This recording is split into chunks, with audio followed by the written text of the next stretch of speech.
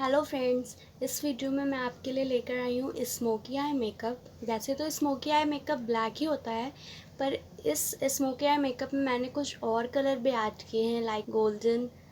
तो I hope you like my video, enjoy my video also. तो मुझे comment section में बताइए कि कैसा लगा आपको ये स्मोकी आई मेकअप। तो लेट्स सी माई वीडियो।